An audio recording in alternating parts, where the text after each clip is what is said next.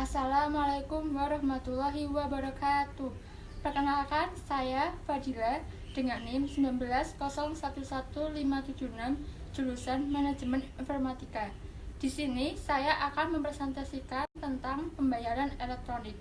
E-commerce atau electronic commerce adalah suatu model bisnis yang menggunakan pembayaran secara elektronik, di mana pembayaran elektronik mengacu untuk mengurangi penggunaan kertas. Saat ini, pembayaran secara elektronik telah berevolusi dan terus berkembang seiring dengan banyaknya kebutuhan dan cara untuk melakukan pembayaran. Evolusi tersebut berguna agar memudahkan transaksi yang terjadi dalam e-commerce. Ada dua jenis sistem pembayaran elektronik.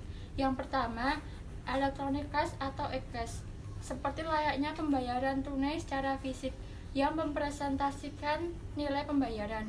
Yang kedua, kredit atau debit system, berupa pesan untuk mentransfer pembayaran, tidak mempresentasikan secara langsung nilai pembayaran.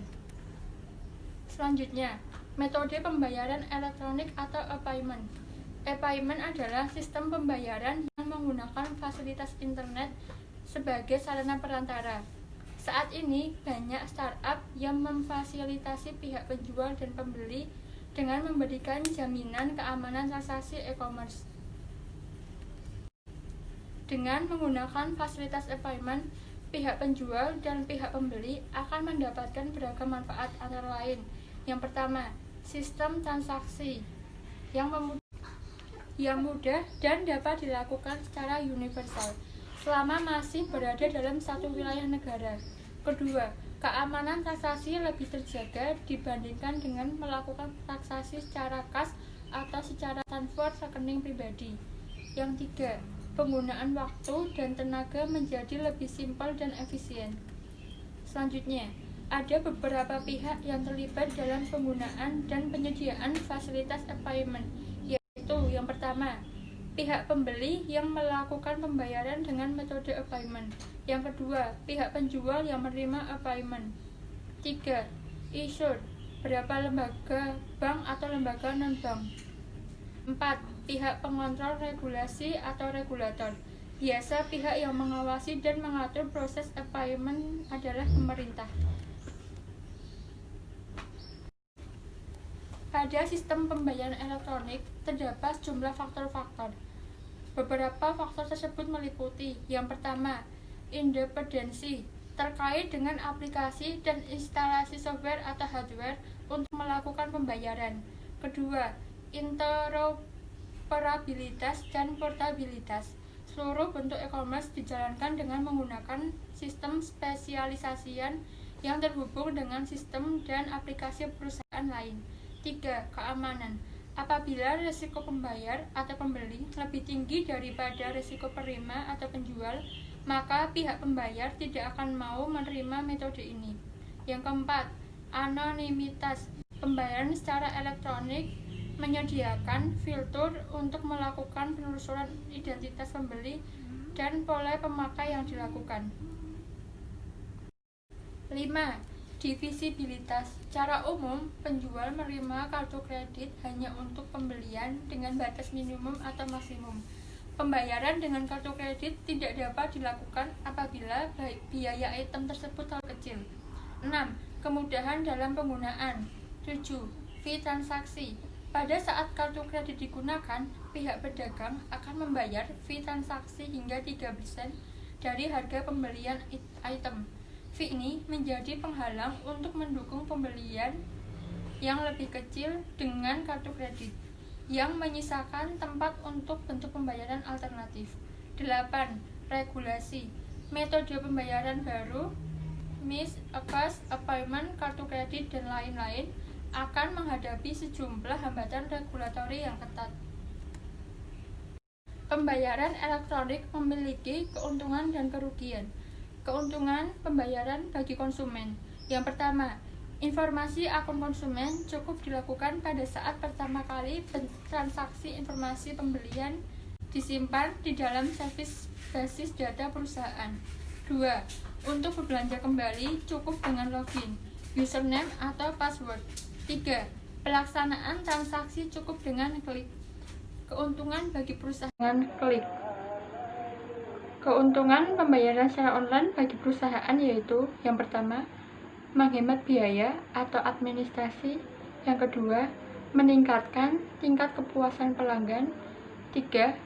Konsumen cenderung untuk berbelanja kembali.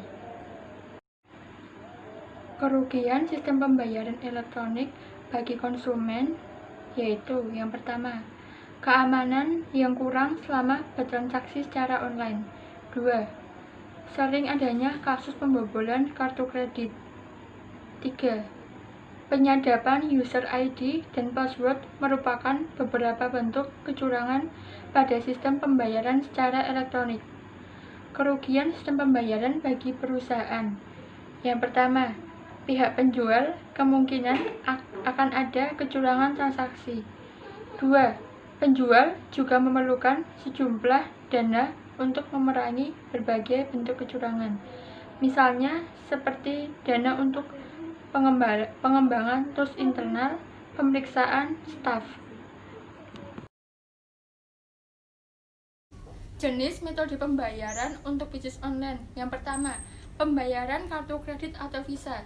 Penggunaan kartu kredit untuk pembayaran merupakan salah satu yang paling populer dilakukan karena kemudahan yang ditawarkan. Megang kartu hanya diminta untuk memasukkan data kartu kredit, maka proses pembayaran secara otomatis dilakukan. 2. Transfer bank. Transfer bank adalah salah satu cara pembayaran yang paling sering digunakan. Transfer dapat dilakukan melalui mesin ATM, internet banking, maupun menggunakan mobile banking. 3. Debit Visa. Hampir serupa dengan cara pembayaran menggunakan kredit. Pada beberapa jenis kartu debit dari bank tertentu juga bisa digunakan untuk transaksi online. Yang membedakan debit online dengan kartu kredit biasa adalah dengan tercantumnya logo Visa di kartu debit online. 4. Rekening bersama. Rekening bersama ini melibatkan pihak ketiga yang bertujuan untuk menahan sampai transaksi selesai dilakukan dan barang sampai dari tangan penjual ke pembeli secara utuh. 5. E-wallet. Beberapa e-wallet yang dikenal seperti GoPay dari Gojek, Tikes dari Telkomsel siap untuk digunakan dan transaksi secara online. Beberapa marketplace bahkan sudah bekerjasama dengan layanan pembayaran lewat e-wallet ini. Kesimpulan dari pembahasan ini yaitu e-payment adalah sistem pembayaran yang menggunakan fasilitas internet sebagai sarana perantara. Saat ini banyak startup yang memfasilitasi pihak penjual dan pembeli dengan memberikan jaminan keamanan transaksi e-commerce. Di Indonesia sendiri, ada beberapa perusahaan payment yang sudah menjelajah ke ranah bisnis berupa online payment gateway. Di antaranya adalah Veritrans, Dovo, Prismalink, dan lain sebagainya. Ini tidak lepas dari besarnya potensi bisnis e-payment yang ada di Indonesia. Dengan seiring berjalannya waktu, maka e-payment mulai hadir dalam berbagai macam fitur seperti e-wallet, e-cash, smart card, micropayment, dan lain sebagainya.